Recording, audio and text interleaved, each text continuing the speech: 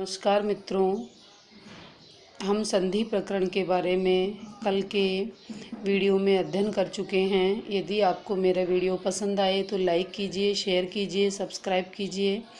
अब हम अपने विषय वस्तु पर आते हैं कि कल हमने संधि प्रकरण के बारे में अध्ययन किया था, जिसमें हमने संधि का सामान्य परिचय और दीर्घ संधि का अध्ययन किया था। दीर्घ संधि, जैसा कि नाम से ही मैंने बताया था आपको, कि समान वर्ण होने पर अक्ष वर्ण दीर्घ, अर्थात समान वर्ण होने पर हम उस वर्ण का दीर्घ अक्षर कर देते हैं। जैसे ए है तो आ, ई था तो बड़ी ई, ऊ था तो बड़ा ऊ, री थी तो बड़ी री, इत्यादि हमने किया था। ठीक उसी प्रकार से हम क्रम से चलते हैं।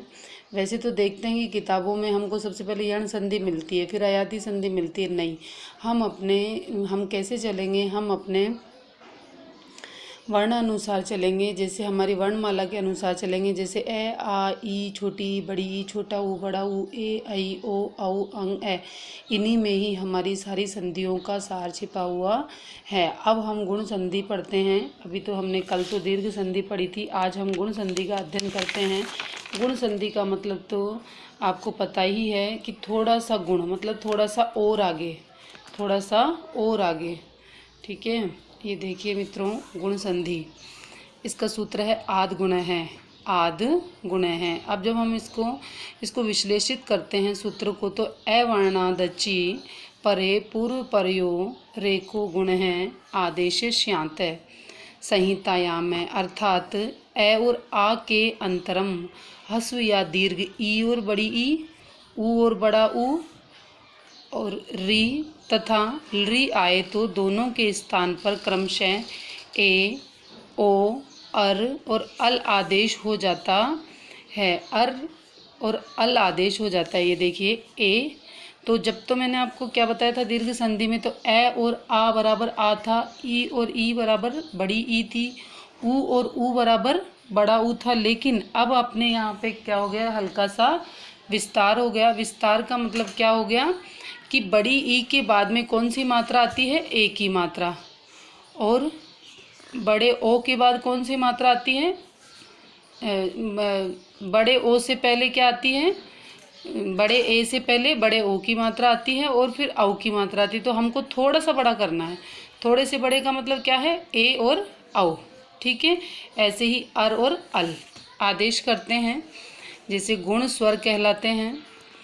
इसलिए इस संधि को गुण संधि भी कहते हैं। हस्व ए के बाद हस्व ई से परे होने पर दोनों के स्थान पर ए, मतलब गुण हो जाता है। जैसे कि मैंने आपको बताया था, दीर्घ संधि में समान वर्ण थे दोनों तरफ, ए और आ के बाद में समान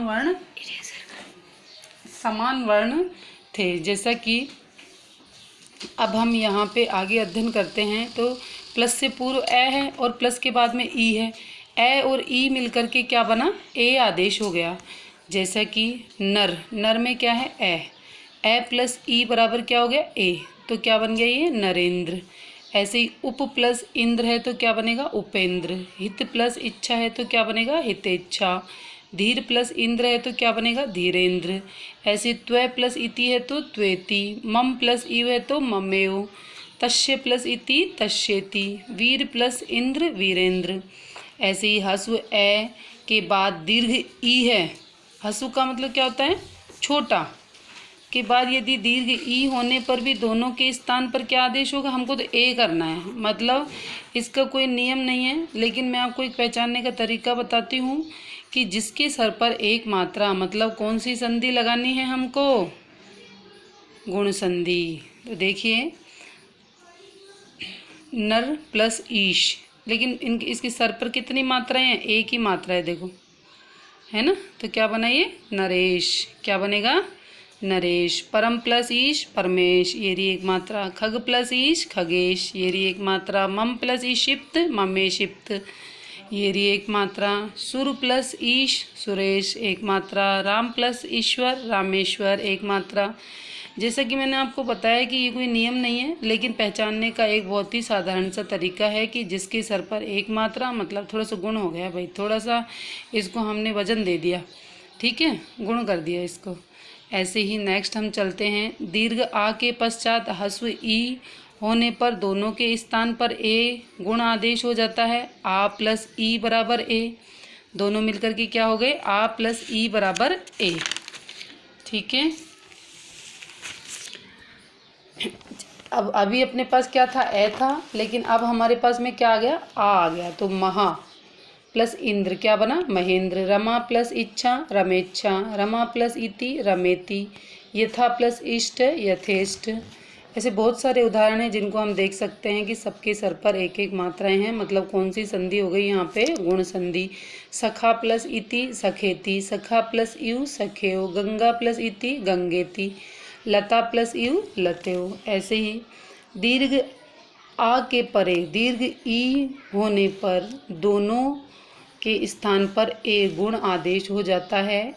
आ प्लस ई बराबर ए आदेश हो गया। ऐसे ही महा प्लस ईश क्या बनेगा, महेश। रमा प्लस ईश, रमेश। यथा प्लस इप्सितम, यथेप्सितम। महा प्लस ईश्वर, महेश्वर। ह्रस्व ए के परे ऊ होने पर ओ आदेश हो जाता है। वही मिलेंगी आपको आपन को एक ही मात्रा। देखो अभी क्या था अपने पास में ई थी, अब ई से थोड़ा आगे चले ऊ पे आए हम, ओ की मात्रा होगी तो सूर्य प्लस उदय, सूर्योदय। नर प्लस उत्तम, नरोत्तम।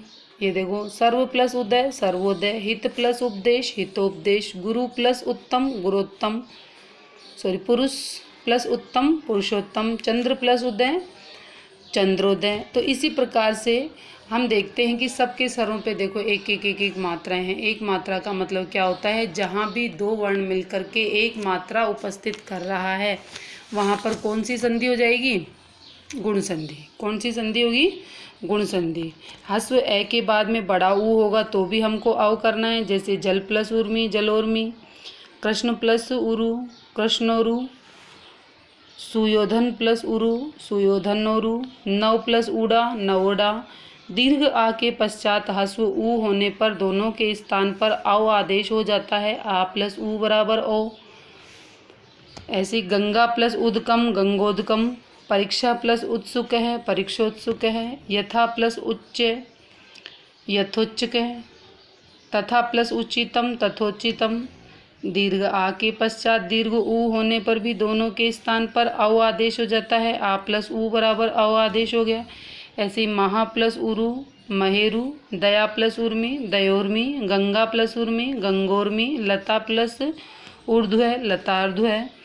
ऐसे ही ह्रस्व ए के बाद यदि री है तो री का आर हो जाता है। ये जो मात्रा है ना, ये रे की मात्रा ही होती है। ठीक है, तो ए प्लस री बराबर आर आदेश हो गया। जैसे कृष्ण प्लस रिद्धि, तो ये देखो कहीं भी कोई भी व्यंजन होता है तो रे की जो आदि मात्रा है वो उस व्यंजन के बाद वाले अक्षर पर चली जाती है। तो कृष्ण प्लस रिद्धि, कृष्णार्धि।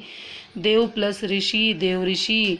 वसंत प्लस ऋतु, वसंत ऋतु। सप्त प्लस ऋषि, सप्त ऋषि। हेमंत प्लस ऋतु, हेमंत ऋतु। दीर्घ आ से परे री होने पर दोनों के स्थान पर आर आदेश हो जाता है।